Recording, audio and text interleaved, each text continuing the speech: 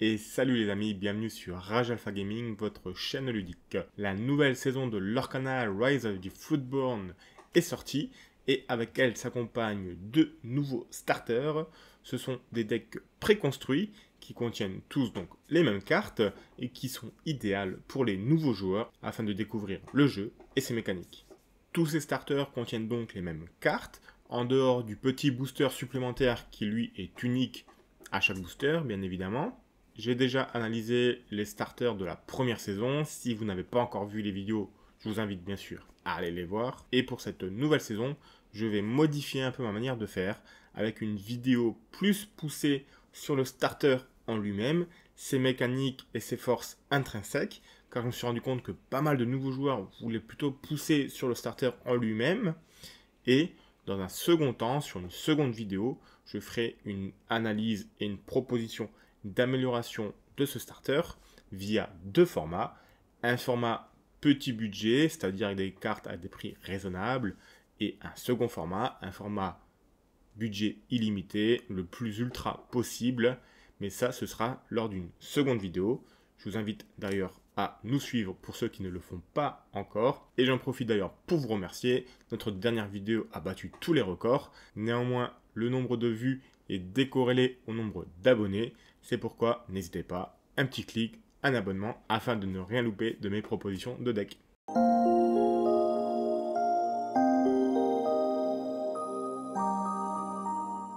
Pour commencer l'analyse de ce deck, comme d'habitude, je bascule sur dreamborn.inc. Vous voyez la composition du starter de base et l'analyse des courbes de mana et sa composition. Donc vous voyez qu'on a un deck composé de 47 personnages pour 7 objets, 4 chansons et 2 actions, donc en tout 6 actions, donc 4 chansons. Un deck excessivement ancrable, 57 cartes ancrables pour 3 cartes qui ne le sont pas, et une répartition des couleurs après 50-50, 32 cartes ambre pour 28 cartes saphir. Cela dessine déjà le style de jeu que proposera ce deck, c'est-à-dire un deck agressif avec des caractères à faible coût d'encre, comme vous pouvez le voir. On a une courbe avec un pic autour de 2 et de 3, et quasiment tous ces personnages ancrables. Vous voudrez jouer des personnages à chaque tour sur une courbe allant à peu près de 1 à 4, voire 5, en fonction des cartes que vous avez en main, pour marquer rapidement vos points de l'or et avoir un style de jeu qu'on appelle agressif, aggro. Votre mulligan dans ce type de deck est très important, comme on va le voir plus tard, car il déterminera à quel point vous allez pouvoir sortir rapidement, donc agressivement, et prendre une avance au niveau du lore. Il est donc important d'avoir une vision et un ordre de jeu préétabli sur plusieurs tours. J'ai envie de dire, il faut que vous puissiez jouer environ 3 ou 4 tours avec votre main de départ. On verra que dans un second temps, vos cartes actions vous permettront d'aller défier votre adversaire en protégeant vos personnages les plus faibles et ainsi créer un trade positif en votre faveur. On est sur un excellent starter qui peut s'adapter et évoluer en cours de partie. Vous avez également une très bonne base pour piocher des cartes, ce qui, je le répète encore une fois, est la meilleure des options dans un jeu de cartes. Cette capacité est d'autant plus forte dans les starters car vous avez peu de cartes rares très fortes et le fait de piocher plus de cartes augmentera votre probabilité de l'avoir dans votre main plutôt qu'au fond de votre deck.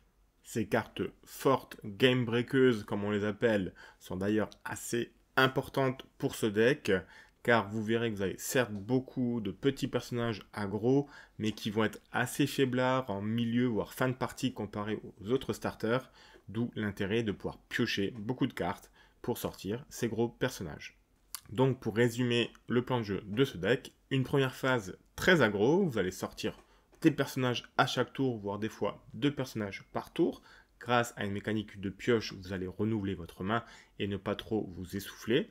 Avec ces personnages, vous allez mettre des points de l'or, donc vous allez partir en quête sans trop vous soucier du plateau adverse. Puis dans un second temps de jeu, vous allez justement utiliser vos personnages avec des cartes de buff pour aller défier et bannir les personnages adverses qui vous poseraient souci pour que vous puissiez marquer les derniers points sans trop vous faire contrecarrer par des personnages adverses un peu trop forts. Donc voilà, un starter assez complet déjà et assez mature dans sa manière de jouer. On n'est pas mononeuronal, on a une période où on doit switcher. Et après cette vue globale du mode de jeu du starter, je vous propose de rentrer plus en détail sur les cartes maîtresses, leur utilisation et ainsi que des synergies avec d'autres cartes de ce starter afin que vous puissiez maîtriser au mieux le starter et remporter vos parties.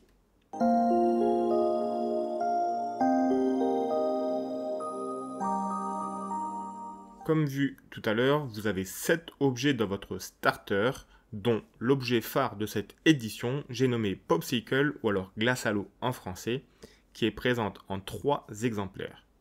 Vous allez en voir de la glace à l'eau dans cette édition jusqu'à l'indigestion, je pense. Pour un ancrable, vous avez accès à 2 effets, tous les deux très forts et synergisants.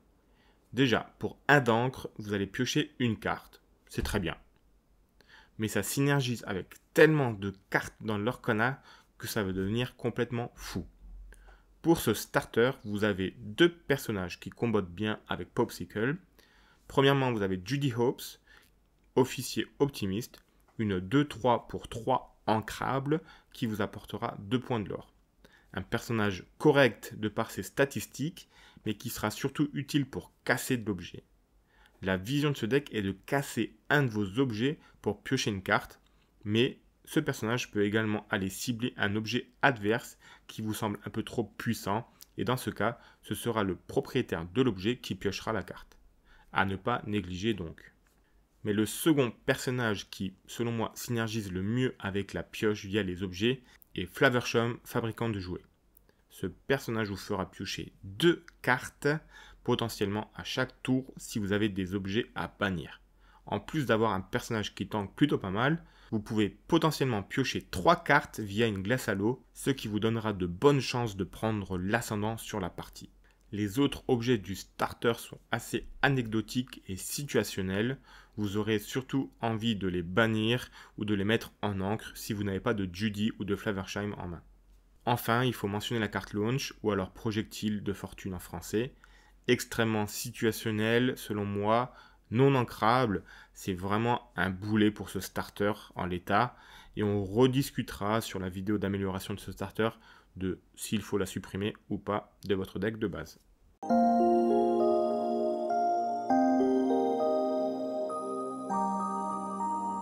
Outre le fait que j'adore cette fratrie, les nains sont un élément principal de ce deck.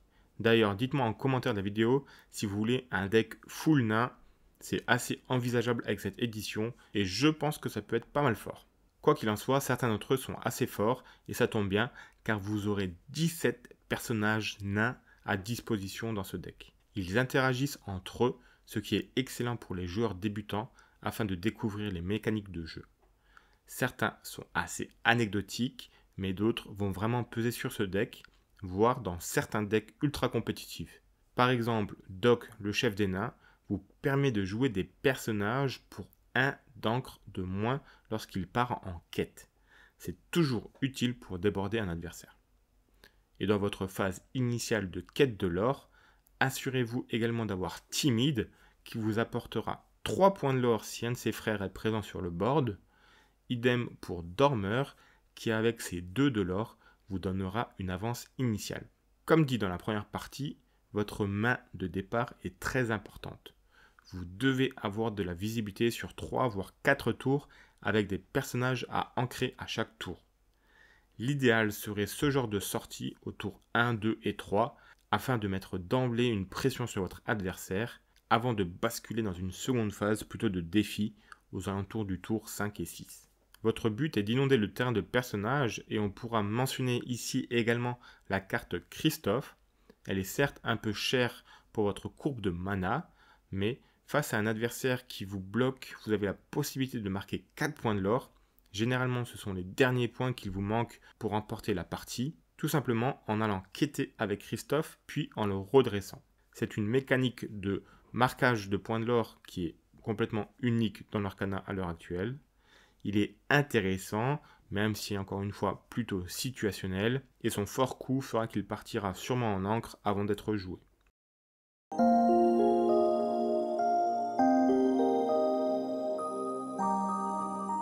Avec plusieurs personnages en jeu et normalement une avance au niveau du lore, votre board risque de s'essouffler vers le tour 5 et 6 et au-delà, car vos personnages sont assez faiblards.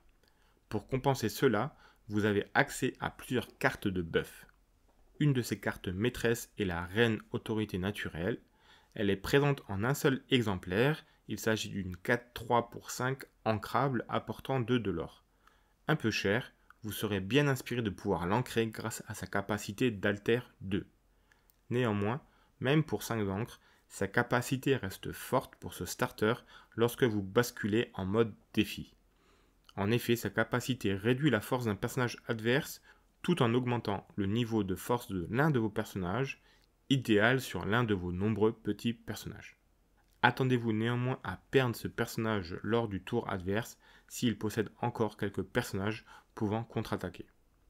L'idéal est de l'ancrer via l'alter afin d'utiliser sa capacité immédiatement et surprendre tout adversaire. Sinon, essayez d'avoir le dock en jeu afin de réduire son coût au moins de 1. Autre carte de buff, vos cartes actions ont un rôle crucial en milieu et fin de partie lorsque votre board sera bien chargé. Donner la résistance plus 2 pendant un tour complet, c'est jusqu'au début de votre prochain tour, à tous vos personnages vous laisse plusieurs options de jeu grâce à cette carte, la douzaine 2. Vous avez donc deux options de jeu. Soit partir en quête avec tous vos personnages et les faire tanker une potentielle contre-attaque, ou alors partir défier les personnages adverses afin d'effectuer des trades de ressources en votre faveur. C'est très fort dans une optique aggro. Puis, dans un second temps, si certains de vos personnages sont blessés, vous bénéficiez de multiples sources de soins afin de les préserver encore un peu plus pour aller marquer ces derniers petits points de l'or qui vous manqueraient pour remporter la victoire. On est vraiment sur un starter bien construit.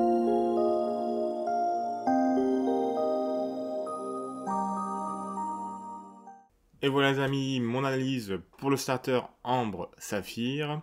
Encore une fois, on va s'arrêter là car je voulais juste faire une analyse du starter en lui-même. On est déjà sur un starter assez complet, notamment pour les nouveaux joueurs. On a une mécanique d'aggro à mettre en place, c'est-à-dire jouer plusieurs personnages en début de partie, puis stabiliser un peu le jeu, essayer d'aller contrer l'adversaire pour aller mettre les derniers points de l'or. On est vraiment sur quelque chose de complet, avec également une mécanique de sacrifier des cartes, donc ces objets, pour aller piocher d'autres cartes. C'est quelque chose qui n'est pas vraiment évident pour les joueurs qui ne sont pas adeptes de l'Arcana par exemple. Le contenu du deck est également assez cohérent, avec des cartes qui combattent entre elles, telles les nains, mais qui combattent aussi d'un point de vue global, avec les cartes pour détruire les objets, les cartes de buff, etc. La semaine prochaine, je vous sors une nouvelle vidéo sur comment améliorer ce starter. On va garder comme base au moins 50% des cartes initiales, sinon c'est plus le starter bien sûr, avec deux versions, une version plutôt petit budget et une version budget illimité. Vous verrez, il y a des sacrées dingueries à faire. Sur ce, je vous remercie encore une fois pour le visionnage. N'oubliez pas le petit pouce, le commentaire et l'abonnement pour ne pas louper les prochaines vidéos. Rejoignez-nous également sur Twitch où on fait du Larcana mais également les autres jeux qui me plaisent et qui sont présents sur la chaîne. Et sur ce, un grand merci, une bonne pioche à tous et bien sûr, ciao ciao les amis!